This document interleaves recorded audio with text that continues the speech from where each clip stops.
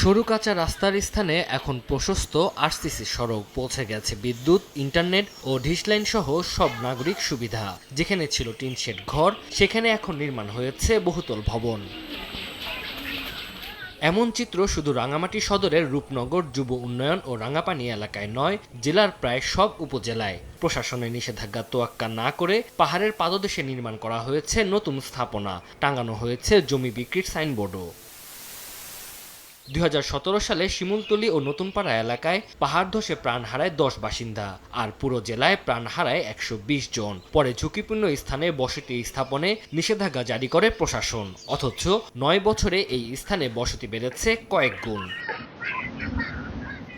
স্থানীয়দের তথ্য মতে ২০১৭ সালের পরে এইসব এলাকায় নাগরিক সুবিধা বাড়ার কারণে বসতি বেড়েছে কয়েক গুণ।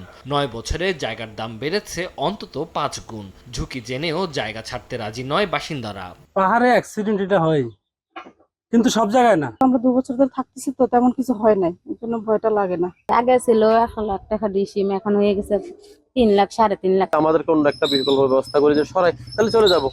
বর্ষা শুরু হলে তৎপর না হয়ে ঝুঁকিপূর্ণ বসতিতে বসবাস বন্ধ ও সমস্যার স্থায়ী সমাধানের জন্য পরিকল্পনা নেয়ার পরামর্শ বিশিষ্টজনদের। প্রাকৃতিক দুর্যোগ যখন বাড়ে, ঝড় বৃষ্টি যখন বেড়ে যায়, তখন প্রশাসন অতি তৎপর হয়। এটা আসলে স্থায়ী কোনো সমাধান নয়, আমাদের উৎসে বন্ধ করতে হবে। যারা বসতি করে ফেলেছে তাদেরকে সরকার কিভাবে নতুন করে ওদেরকে পুনর্বাসন করবে, কোনো জায়গায় পুনর্বাসন করবে, এই চিন্তাটা করলে ঝুঁকি অনেকাংশে লাঘব হবে। ঝুঁকিতে বসবাসকারীদের পুনর্বাসন বা অন্য কোনো উপায় পথ খোঁজা হচ্ছে বলে জানালেন জেলা প্রশাসক। কিভাবে সহজে করে তাদেরকে পুনর্বাসন করা যেতে পারে বা অন্য কোনো সিস্টেম, সরকার যদি এরকম কোনো পলিসি নেয় যেগুলো কাজে লাগবে, তো এই বিষয়গুলো নিয়ে আমরা আসলে কাজ করছি। জেলা প্রশাসনের তথ্য মতে জেলায় ১২৬টি পাহাড় ধসের ঝুঁকিপূর্ণ এলাকা চিহ্নিত করা হয়েছে, যেখানে প্রায় ৬,০০০ পরিবারের ২৫,০০০ মানুষের বসবাস।